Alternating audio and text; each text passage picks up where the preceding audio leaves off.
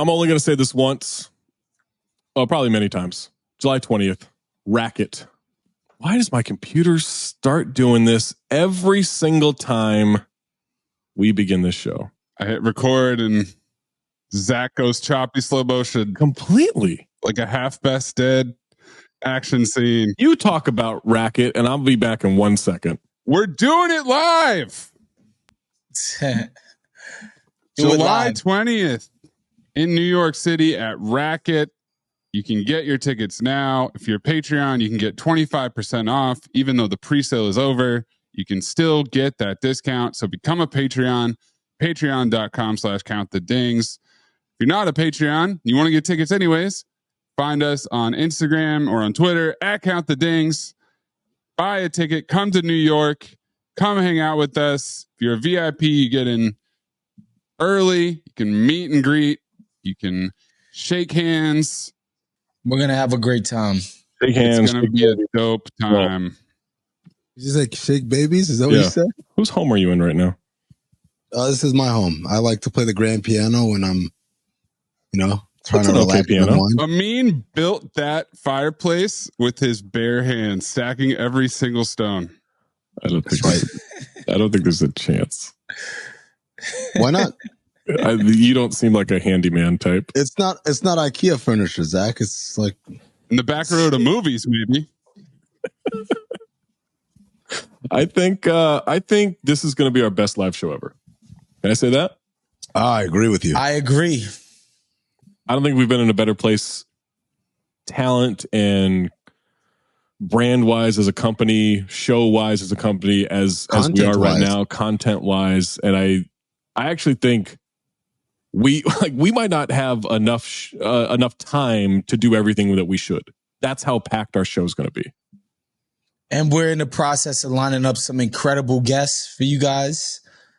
We'll announce those as they come, but yeah, be on the lookout for that. Tell you what, if I have my way, we are going to up the price once we announce those guests. So you better buy now.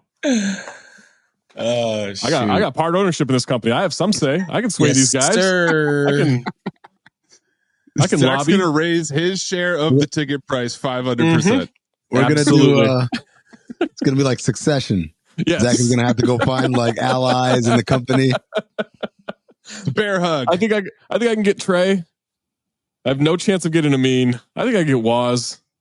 Ben won't even ticket prices on the people. Yeah, Ben won't listen to me. I don't think that's going to happen. I mean, I'm definitely in favor of a StockX kind of thing. Like when we're down to the last 30 of them. Yes, we just jack up the price. Yeah, we got like 30 left. Waz, I've been saying on Cinephobe, I think Patreon members should have to pay double, not get 25% off. Let's see how much you really support us. Sick enough to be one of our biggest supporters. You should have to pay double. Yeah. I'm going to test that loyalty. To prove it. Yeah, you got to prove it. You got to prove that you really like us. Prove it beyond $8 a month. Oh man, I'm so excited for this thing. I'm getting there early. I'm ready. I'm ready for New York. I'll be there tomorrow. To do that. That is a Zach Harper. Because I like to get a sense of the city. I like to walk around. Now it's going to be July in New York, so it's going to be a little hot. But it's going to be just a little hot. Bring some sunscreen. I'm going to sit in some air conditioned bar and get a lay of the land. You might want one of those hats that dudes go fishing in with the string underneath. You might need one of those, Zach, for July in New York, bro. Yeah, that's safari flaps is what I thought you were going with there. The fedora with the safari flaps. You know what? You get me one of those, I'll wear it on the show. I'll cover up my hair. I'll do that. But yes, July 20th, Racket. Make sure you're checking out the link. Make sure you buy those tickets. Make sure you share that link. Share the post on social media. We want to sell this out pretty quickly. Boys, did we all watch Clipped? Watch the first 2 episodes of Clipped. Yeah. Watch my screeners actually early. Here we go. This is what I was waiting for. No, but this is work related, guys. This isn't like cachet. This is just work related stuff. So they said you could go ahead, get all 6 early. You know what I mean? Sounds awful. We all work right? Like we all do this shit. We're all in this. Zach, yeah. you get a screener? Nope, didn't get a screener.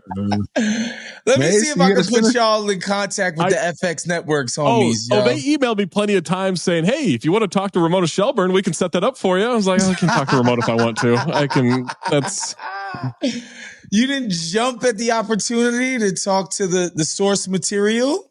I do appreciate that through the first 2 episodes, they have shoehorned her in very different ways. Oh. The first episode, Bill Plaschke asks a question. For some reason, it goes to Ramona and she just smiles. There you go. She smiles and nods. Yeah. Wait, the actual Ramona's in the episode? Yes, the actual Bill Plaschke. I wasn't looking. It's like the first scene or the second scene. I must have been looking at my phone. It's the Bill Plaschke scene. When Bill Plaschke, because you said Bill Plaschke ass on, right? That very same scene, they cut to Ramona's like, all that was missing was for Ramona just to turn to the camera like, she gets the Dave Yeager award. She doesn't get ass on quite yet because she didn't have to talk. And then the second way, the second episode. I don't know the second one. Oh, it's brilliant. It's actually brief. the funniest way. So when they're scrolling through Instagram, there's one post between memes that says Ramona Shelburne's top 5. I've literally never seen that from Ramona. Ramona's I've never seen her do a list before. She does reporting.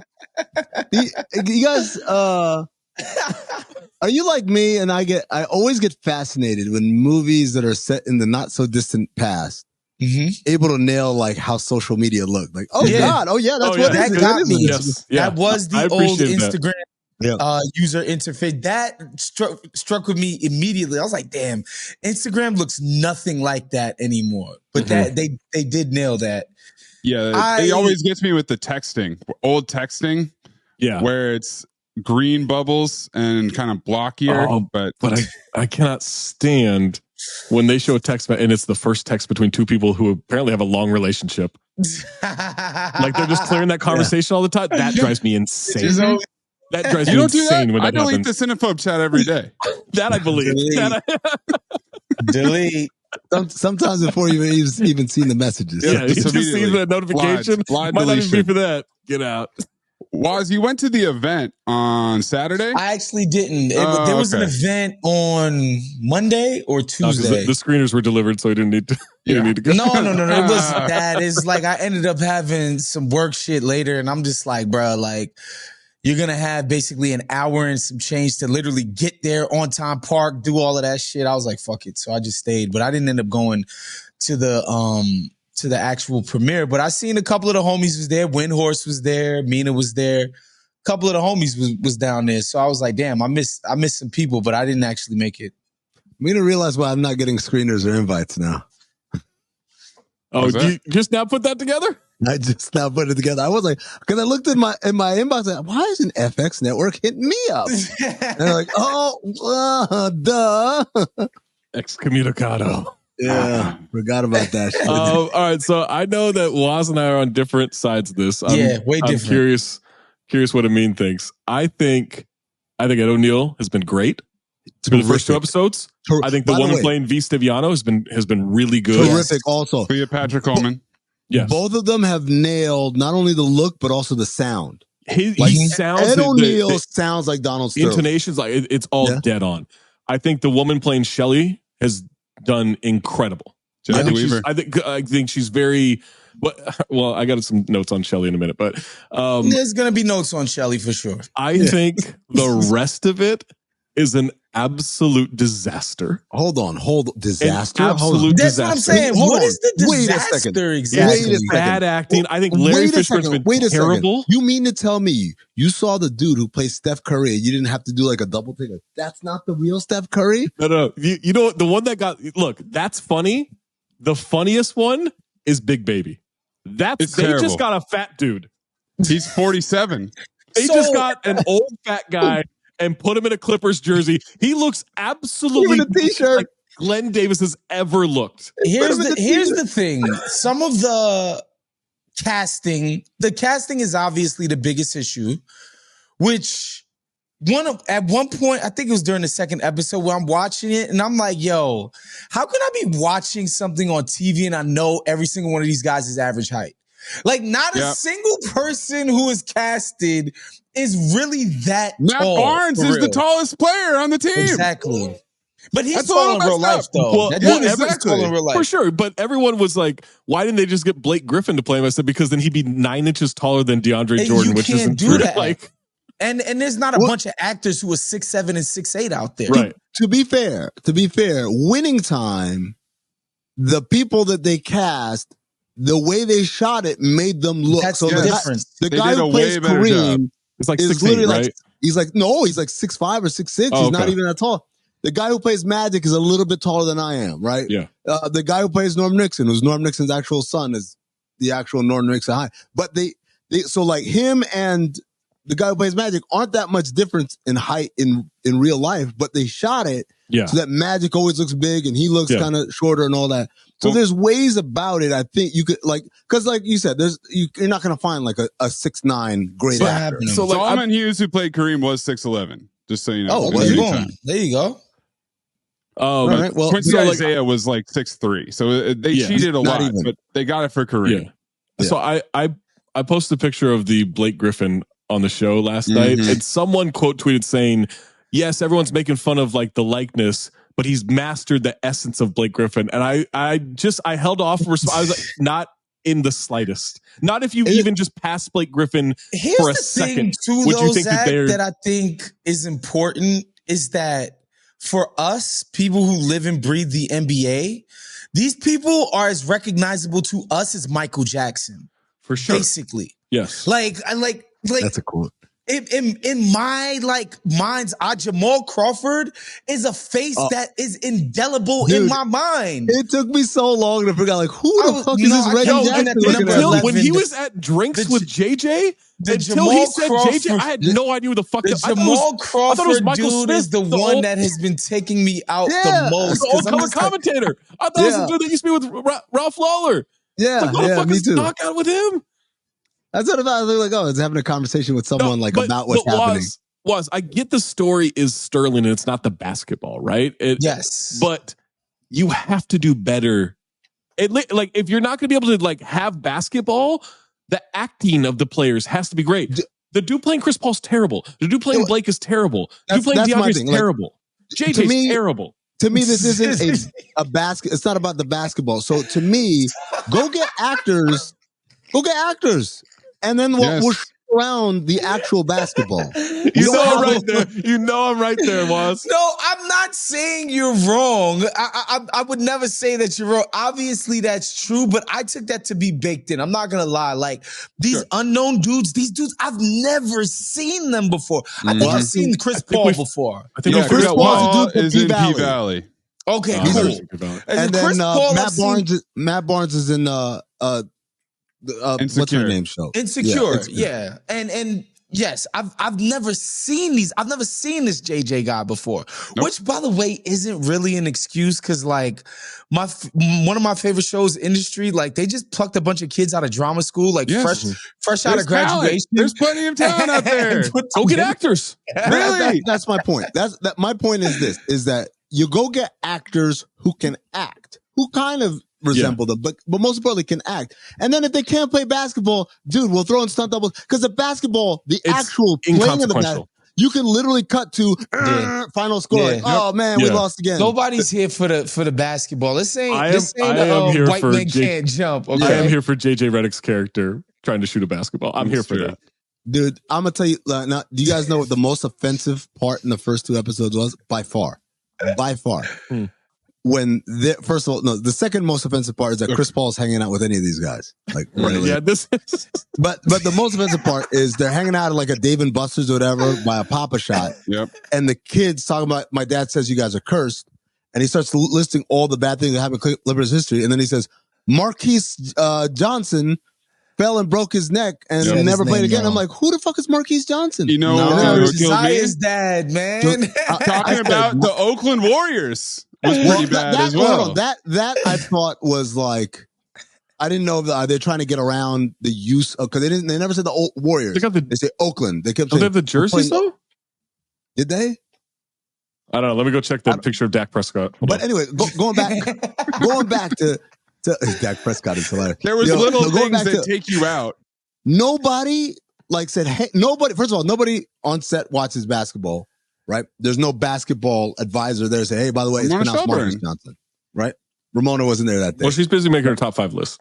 Exactly. But number 2, nobody on set watched White Man Can't Jump or Blue Chips or any other movie this dude has been in. Like he's on 2 levels. Somebody got to know this shit, right? Right. Unbelievable. Yeah, they've got Golden State Warrior jersey on Dak Prescott. Dog, that casting call. Come on. What was it? What was it? They didn't need any basketball. I could have used this show with no basketball. It's not about basketball. Winning Time did an okay job with actual basketball. Let me ask you guys something. Should they have gone out and got like any D2 player that could approximate some of the D2 players that could approximate these guys? Or should they have just straight up been like, we need the best just give me the best light-skinned nigga possible that could play Matt Barnes. Michael Ealy plays Steph Curry. I would have been like, I'm there. You love Michael Ealy, though. Hold on. You love Michael Ealy. Wait, hold on. He's like, wait a second. Hold on. Big Baby's 37 and 6'6". Jock McKissick. How old do you think this dude is? Come on, man. He's trying to get a max contract from Jerry Jones. All right. Listen, yo. So the funny thing is to me is like the NBA stuff I've kind of discounted because I'm just like I gotta take my NBA snobbery out of it and try to put myself into a normal person. Like you know, if I was watching a show about a scandal with Juventus, with a bunch of dudes that played for Juventus in 2012, I wouldn't know that they didn't look good. But Waz, that's why I keep going back to, I can accept if you had guys that can't play basketball.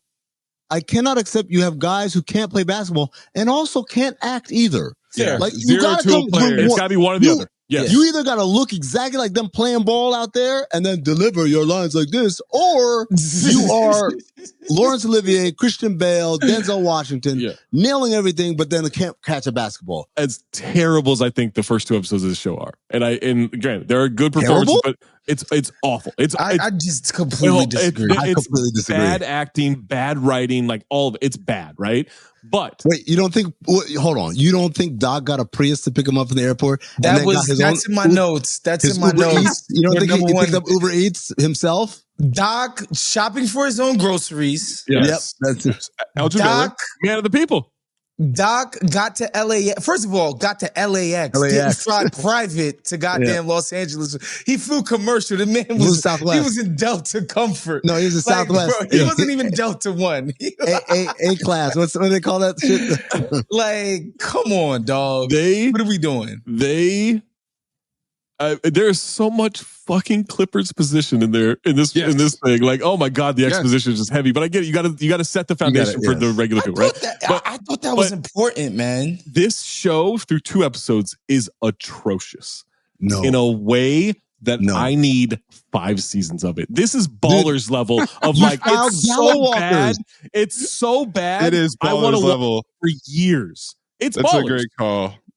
We need more vests, but then we're good. If we get Doc Rivers in a vest next episode, I'm in, dude. Swear to God. The reason number one why I can't be Ballers level is the Sterling part of it. Like the rich guy bullshit, like trying to get into that world. Like there's actually some there. The fucking real. The Sterling part of it's great. The V. Stiviano, like LA striver, dying, clawing, scratching her way to get into the other side of the haves and have-nots nature of LA. Like, I think that's real and authentic. Sure, like, there's nothing like that in Ballers. Like, that doesn't exist. Well, he does end the NCAA issue in about an episode and a half. So I don't know. That's look where we are now. Like, there's some real shit in the show. Now, how long is it gonna last? Whatever. But like some of that shit, like the way rich people act and how their middle managers have to act around them and like the culture that breeds. Like, I think there's some really cool shit that they're doing with that. I was gonna say, yo, the NBA shit. Look, man, I call Uncle on that. Hold on. People who should really feel bad. Number one, Andy Roser. Oh, They man. made him He out. looks so crazy. He got to You sue saw somebody. Bill. He looks crazy. Gary Sachs, they made you out to be a bitch. Yes. Let's see who else. Steph Curry for sure. Chris Paul. Doc Rivers, not because now here's the funny thing. And by the way, Maze, I just sent it to the chat. If you could put that on the screen for the good people. This is the official kind of like logo image of the show when you pull it up on Hulu. Mm-hmm. It's literally a woman grabbing by the balls. Testicles. Yeah. Oh, subtlety. I mean, there's a giant billboard of it on one of my nightly walks. Like it's right there. I see it every night. Yeah.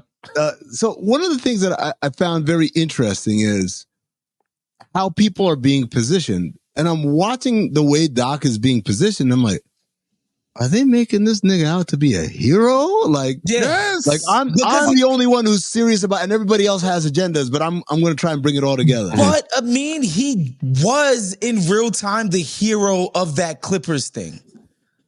I'm talking about behind the scenes. I'm not talking about the face of heroism. Well, that's the thing. At the time, it was like, yo, he's putting this stoic face, this black coach, and he's managing this racism and blah, blah, blah. And like at that time, and also this hasn't happened yet for us, Waz. Like the 2 episodes, he's just a guy that showed up to coach. Right. Yeah. Like we're not there yet in the story. And he's like, oh, Chris Paul, no one likes you. And DeAndre Jordan, maybe they should trade you. I'm like, Doc wasn't doing nothing. He wasn't doing definitely wasn't doing. What do you think Doc was doing closer to the truth of when he first got to the Clippers? Yeah. Dude, there was a scene where Sterling and Shelley run into the elevator with Chris Paul and DeAndre Jordan, I think. But like right before they cut to it, like to show that it's a hotel, there's a little trolley cart with golf clubs on it. I'm like, finally, we get to the real Doc. I swear to God, man. I'm not trying to be funny. I literally thought like, oh, they're going to show that Doc is dicking around too. Yeah. Like, nope. But I'll do you one better. I mean, I don't think it was overt in the first 2 episodes. And obviously we know where the sourcing for this reporting came from. They are going to make Shelley a good guy. Oh my God. That's the difficulty. That's where you're going to know. I'll tell you what. At least that is accurate to the source material.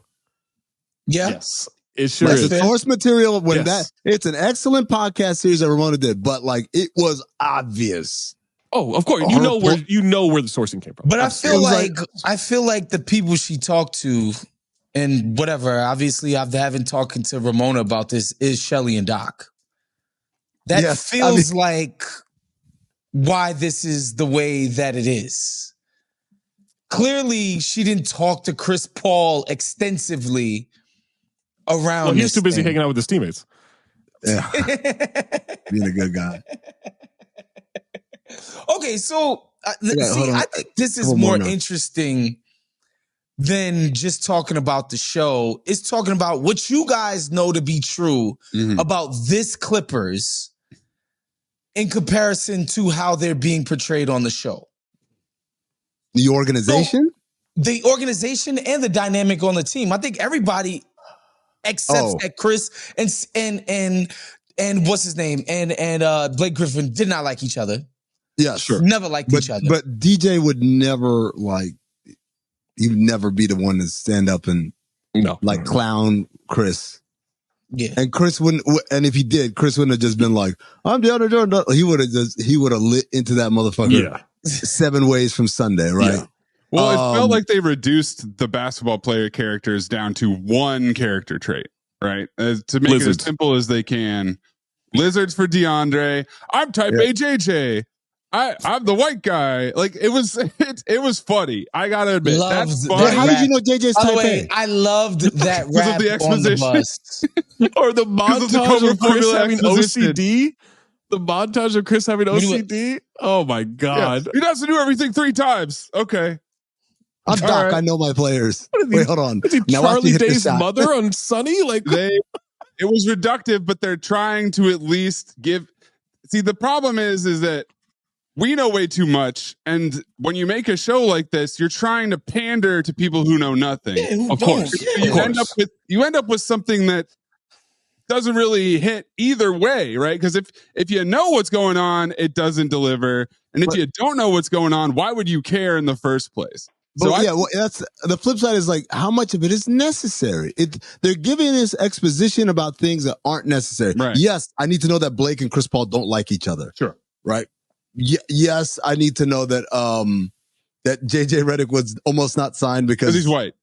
Because he's white, right? Yeah. Like those things are important building blocks, but like some of this other shit is just so irrelevant, man. Like even the Shibuya roll call, which is I refuse to believe. There's no fucking way that ever happened.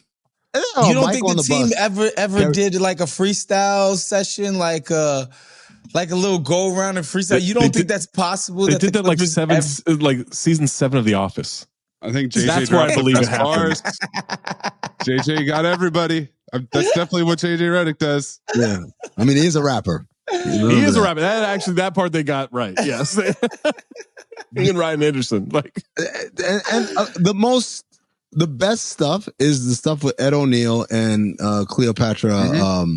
What's her last name? Cleopatra Coleman. Yeah. I keep wanting to call her Cleopatra Jones. Same. I was gonna call her Carson. I don't know why, but I like the way that they started the show with her voiceover and kind of made it seem like it was her nefarious plan and that she schemed all this up. And then by episode 2, we more or less realized that she's acting so impulsively without knowing the protocol and the procedure. I love when they said she didn't give us an opportunity to buy the tape first.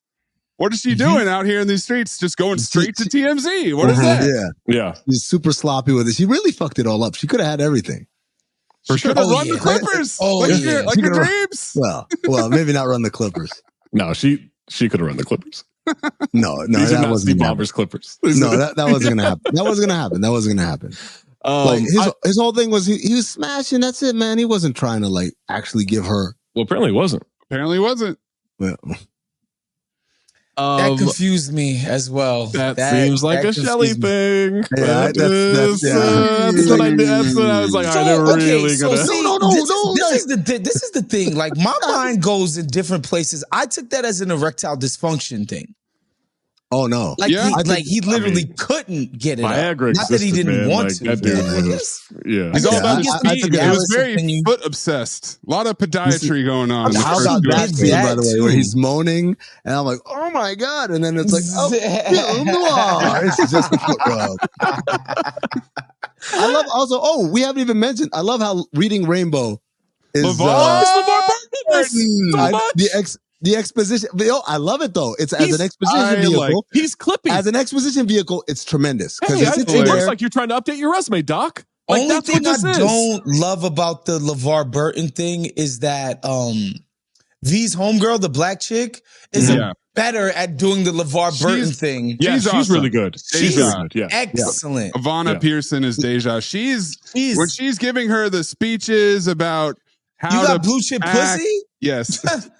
She's there purely for exposition, but she's perfect. Does V. Stiviano have blue chip? Probably not. She could have downgraded in terms of billionaire, but upgraded in terms of like the everything else. Better balls.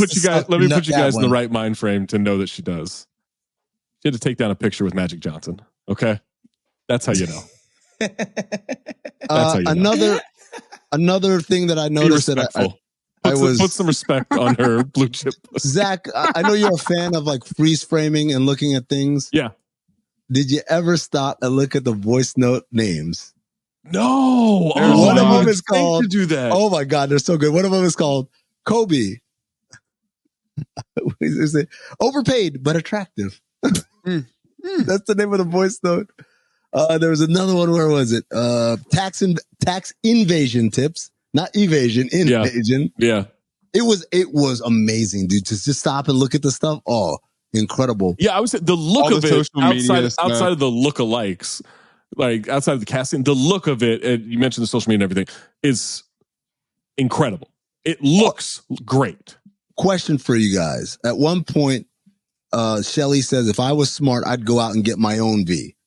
Would you smash Shelly Sterling on the reg in exchange for kind of gifts and favors and access? For a Ferrari? On the reg. Not once, on the reg. Oh, yes. I've always thought about being a sugar baby at some point in my life. Oh, yeah. That's easy. Dude, I once had a girlfriend who made so much more money than I did, and it was the best time of my life. kept man? No, Zach, you're not understanding. No. I'm just telling you, I like that dynamic. Hey, Zach, man. that's not the question. That's not the question. The dynamic doesn't is matter, not the question. I mean, because Juju would leap at the opportunity and box us all out. Okay. That's Beijing. That's not even Chinatown anymore. Yeah, He's going to the store. I'll fight Juju for it. I don't Let mind. the games began. Another thing I noticed that I really enjoyed. This is another kind of like 2014 thing. One of the billboards in the background. Let's be cops. Yep. Future Cinephobe. I got so excited once. Me too. Yep, Same note. It really made me want to pick it just to be topical 3 months later. And then finally, Ed O'Neill. I know we talked about he's been ass off this whole time, but Ed O'Neill rambling on the phone. Oh my God. Yeah. Those the gay were kid from MSNBC. scenes. He's obviously Sinatra's son. Google it. It's in the eyes.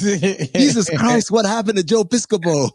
This dude was going, I was this is a masterclass. Yeah. No, Ed O'Neill should win an Emmy. He's killing it. He's killing it. The scene where he comes into the locker room and that, that was all over the press, obviously. Like when the retelling of the stories of how nightmarish of an owner he was, like that legitimately made me wince and be like, oh my God, this is so uncomfortable. That's where you don't need the basketball portion. That's where, like, if you just have lookalikes in it, so it's not distracting, scenes like that are even more powerful. Like that was great TV making. They need more of that. Is it just me, or does this remind you of the same beats of the People versus OJ? That's what I was thinking of a lot. It's in the style of an American crime story. Yeah. The first couple of episodes were ridiculous. And like, this is so dumb. We're going to just laugh and have fun with it. And then as it went on, I'm like, oh, they're actually getting better as it goes on, as they get into the real stuff. I hope that's the case because, again, like I'm in for 5 seasons of it if it's just Ballers Clippers, right? Like I'm here for it. But that's Ballmer's Clippers. That's the sequel. Right, yes. Ballmer's, yeah. but I wouldn't mind it being a lot like the OJ show, like of just like, yeah, like, all right, we got to lay all this bullshit out here. We got to get you on board, and then here's some real television. I wouldn't mind that. I do kind of want Ballmer's though. I enjoyed it, man. I enjoyed the hell out of it. I think it's terrible, but I enjoyed the hell out of it. Oh no, it's good enough. I think Ed O'Neill, V. Stiviano, Cleopatra Coleman, and whoever plays Shelley Sterling, like they're carrying the hell out of it. And I think just off of the corporate intrigue alone of just like the freaking CEO just ruining everything and how everybody else has to scramble underneath. And like you said, Zach, I'm sure, because in real life, I think Shelley Sterling has obviously proven that she's a pretty savvy operator in her own right. The way that she was able to come out of this, remember she got 2 season tickets on the floor forever after the sale. forever. I was like, that's kind of amazing. It's like the Panthers owner getting the statue of him with like the fucking Panthers out there, and the balls and everything outside of the stadium because he sold the team. But you have the statue was in the you can't get rid of the statue. You can't get rid of the ball. I like that, but you can't get rid of the balls either. Yeah, I guess the one other thing, well, first of all, it was just Lawrence Fishburne, the mail-in, right? The mailing in, dog. You got to do the voice. You got to at least try to get a little. Don't do a voice at all. You can Tom Cruise Valkyrie this thing where everyone's doing a German accent, right? Except for him. Like I'm fine. Like you don't have to just be Doc Rivers. Do the mannerisms. You don't have to do the voice, but don't do that voice. Whatever voice that is.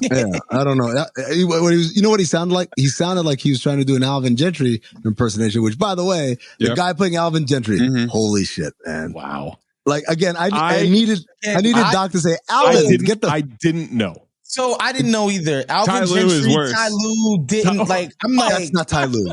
Yes, it is. That's Ty Lue. That's not Ty Lue. No, that's Ty Lue. No, yes, it is. Lue. That's like Deja. It's just it's a fictional. People were playing, bro. I'm like, wait.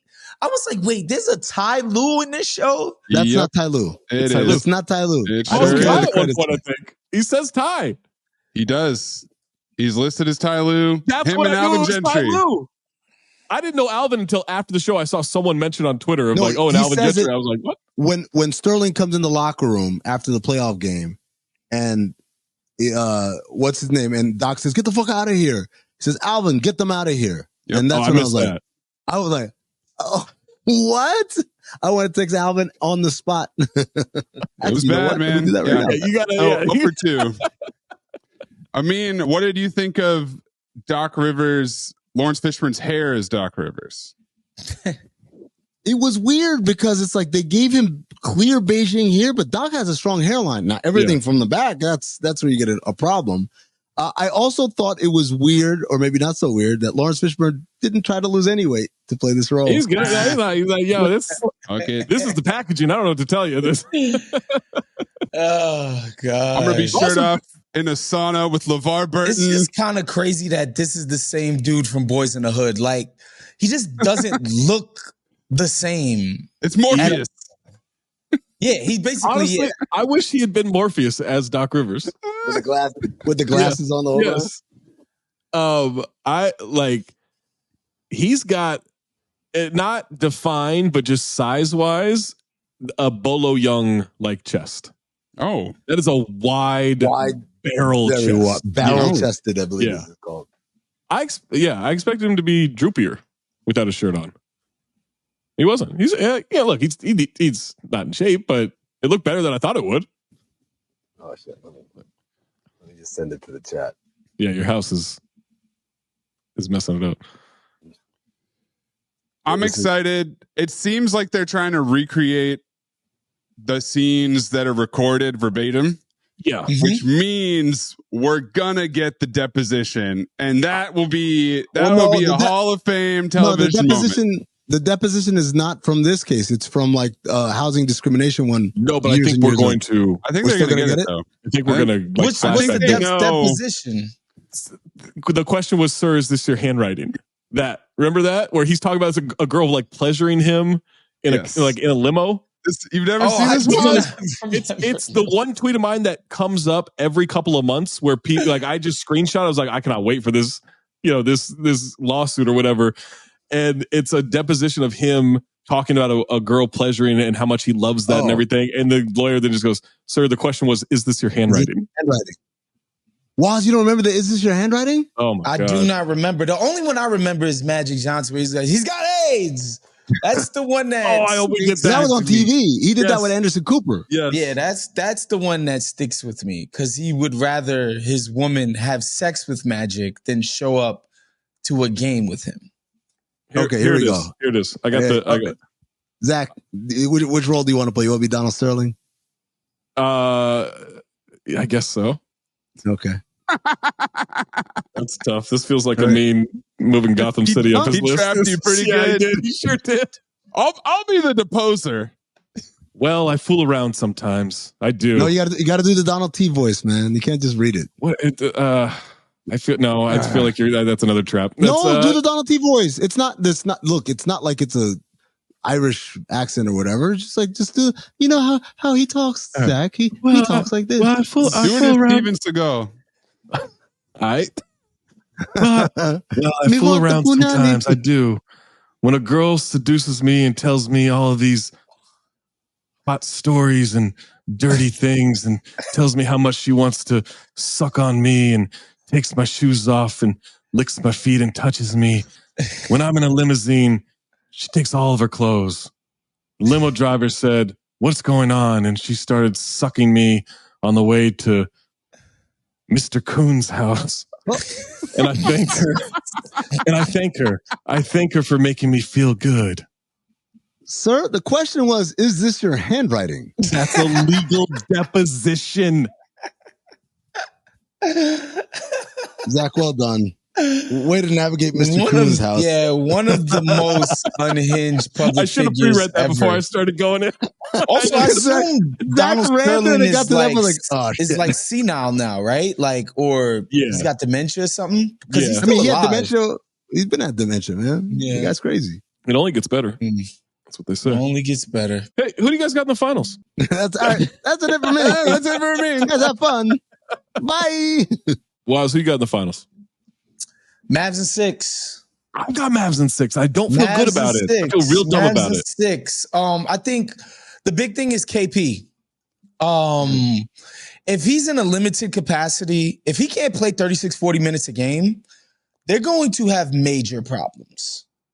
Al Horford as their lone big is major problems against Luka Doncic and this Mavs team. Now, if KP comes back and he's able to be a reasonable facsimile of what he does and he can play like 36 minutes a game and, you know, he could play out in space and he's, you know, he's shooting out to 30 feet and he's rim protecting and he's doing the whole bit.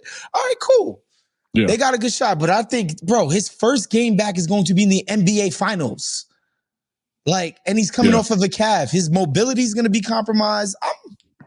I think the Mavs are going to do some work, y'all. Their defense, I just love the defense, man. Yeah. I wonder if it works against the Celtics team, though. You know, because they are so perimeter oriented and they do play 5 out. Granted, it worked against OKC, who has a very good offense, but not the firepower that Boston has, right? Like, I do think it's simple enough. It's going to come down to the stars. Luke and Kyrie versus Jalen and Tatum. But I trust Luke and Kyrie way more, but I just, man, I don't know. Like, it feels so dumb picking against the Celtics. Does it feel dumb? Yeah, man. Like, this Celtics team is so good. They're very well-rounded. I just think when the going gets tough and they have to figure out how to do something that isn't 53s every game. Yeah. I don't like their chances of doing it effectively. That's me. I think J. Kidd is going to find a way to run these cats off the three-point line and make them play differently than, you know, spread you out. The minute you send any help, swing, open three. I think they're going to find a way to get them out of that.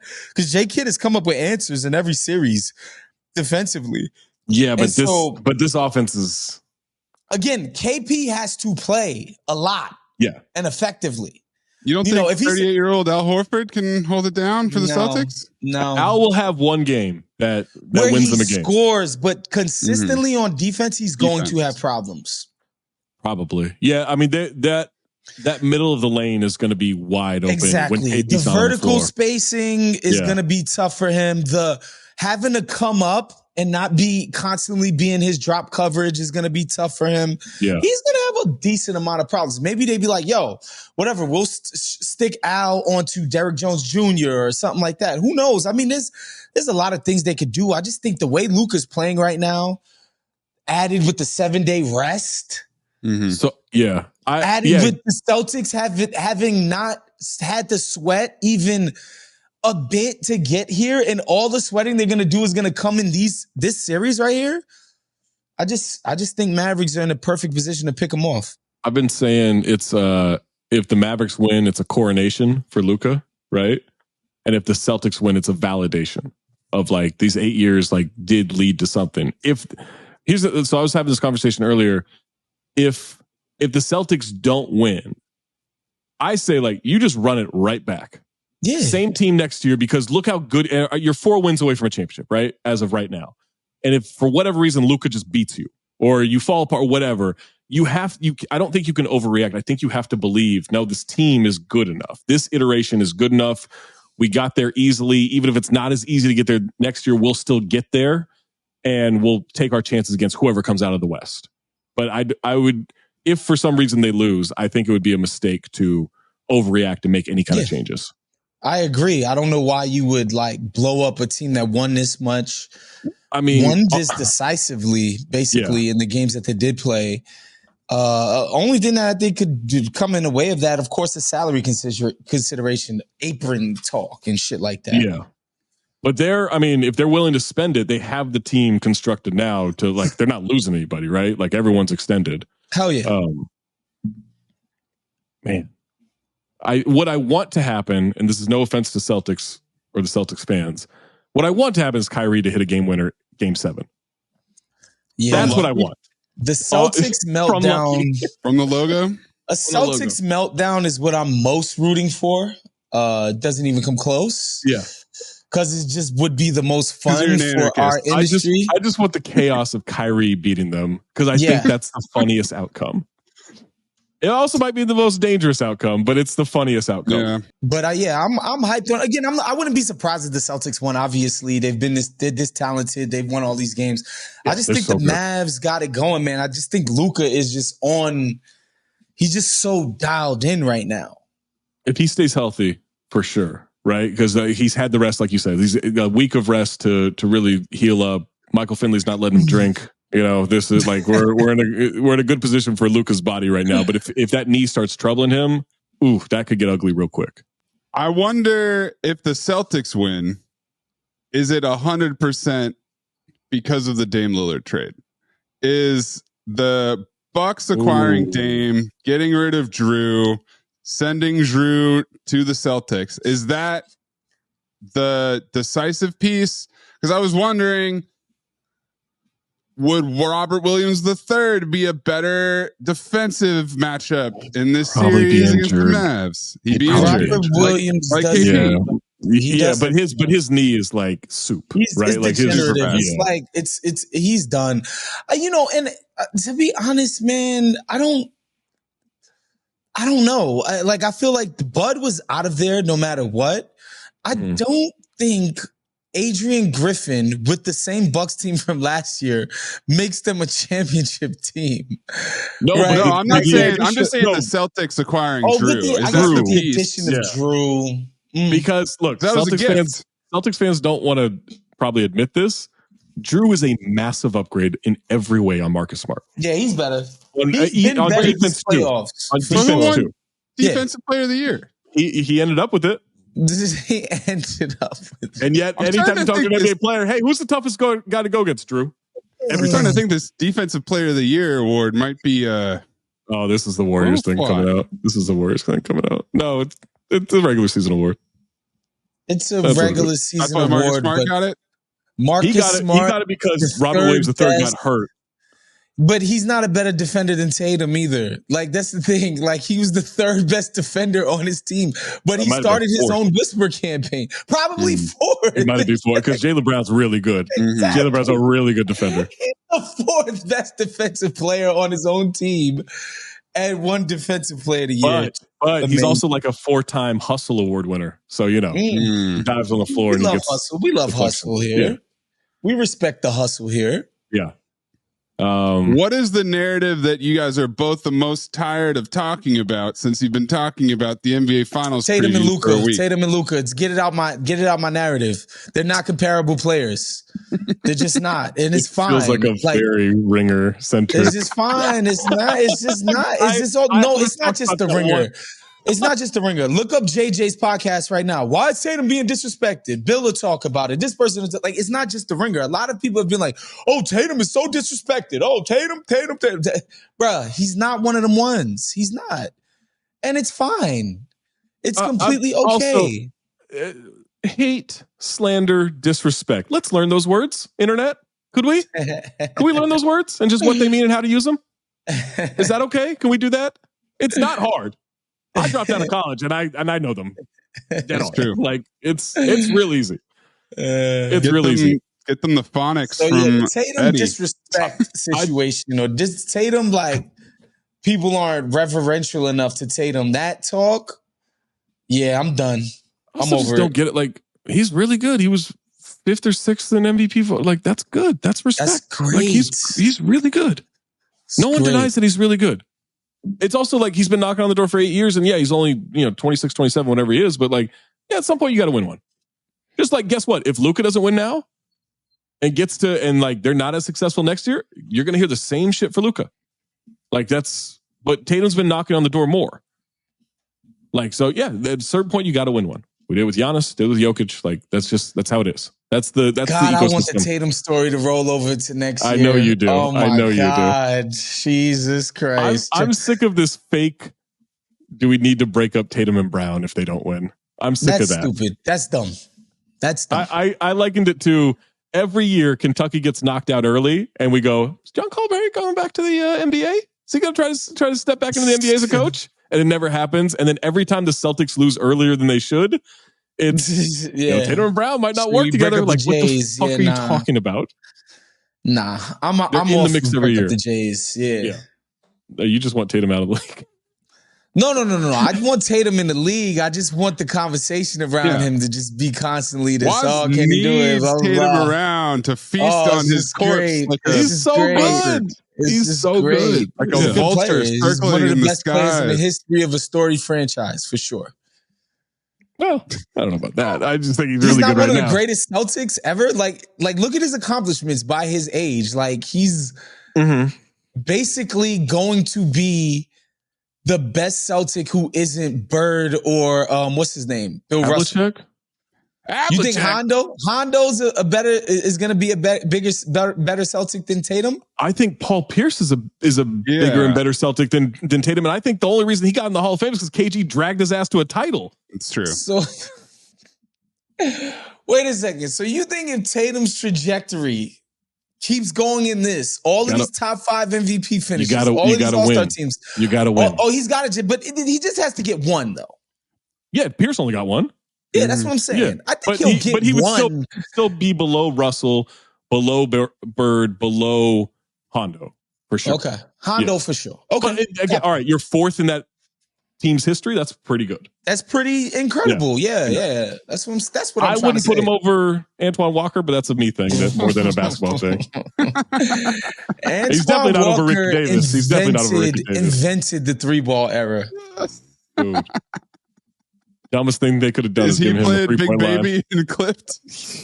Oh my God. You got to go back and see. I got to screenshot that. I'm going to go screenshot that. That's the craziest lookalike is Big Baby. He looks like Biz Marquis. It's pretty tough. Some of these is crazy. This being Alvin Gentry is just. It's so funny. And the Ty Lue. Look at the Ty Lue one. Yeah, the Ty Lue. The Ty Lue is bad. Before we get out of here, guys, I do want to ask you, as people with many careers, you guys are both very busy, right? You got a lot going on. Yeah, sure. How could you be focused on the next job if you've got so many jobs like JJ Redick does? He's got podcasts. He's broadcasting the finals. He's got too much going on. He can't be the Lakers coach. He was on with somebody debunking the Shams report. He said, I'm concentrating on the season. Yep. I'm concentrating on That's how I know the agreement's already in place. It's just not in ink. Like, I'm concentrating on the season and I'm going to address Shams instead of saying, not true, it's not going to happen. Okay. Not true, I'm chilling, it's not going to happen. What? Everybody else has a chance of being a Lakers coach next year then. I don't want to see JJ on the sidelines at all. It's not true you're going to debunk Shams? You better stay your ass off the sidelines. You better say no. He don't got that level of petty in him to just change his mind just because he wanted to spite one. Change his mind? The deal's done. What are you talking about? Like, we've known for a month or more that he is getting the job. How could... What are we doing? Another question. Could you imagine if the Lakers conducted some thorough coaching search, didn't come up with JJ, and him and LeBron kept the pod anyway? That's Tatum not winning for Waz. Yeah. Now I want them to have to keep doing the pod, but it's weekly. I want this and like ups and downs, and we're gonna know what part of the season is by what which. If they just start critiquing the current Lakers coaches? Yes. LeBron just not like, Joe Mazzulla fouls up 2 possessions. Yeah, in the Gojo interview, JJ said Shams will be addressed. Not the job. Shams will be addressed, which is essentially him saying, Shams, why'd you let it slip? After I signed on the dotted line, I think JJ's just like, I don't want to do the Doc shit and leave ESPN in the lurch the way Doc did. They know he's No, but Doc left abruptly. Yeah, sure. But it'll be tough in the finals. Although, like, I guess they could just get some motherfucking guy to do, like, whatever. Well, JJ probably wants to do the finals, right? Yeah, he'll do the finals, and then they'll announce the second it's over. Yeah. Like, oh, by the way, he's the Lakers coach. No, I'm saying that's why he's not leaving, so that he could do the finals. Sure, but like we all know, like we're pretending Santa Claus is real. Yeah, I know. Yeah. I know. I'm taking a bite out of the cookie and a little drink out of the milk and leaving it on the table. Like, what are we doing? Problems will be addressed. Get out of here, JJ. Come on. That's tough guy talk. White guy edition. I will address you later. Yeah. We're gonna address this malarkey later. We're gonna address it. With the Shibuya roll call. Don't worry about it, Shams. I got something for you. Buy tickets to the live show, July 20th, Racket in New York City. Make sure you're there. VIP, you're going to get to hang out with us early before the show. And if you are a Patreon member, patreon.com/countthedings, you get 25% off. I'm going to try to change that, so you got to buy them soon.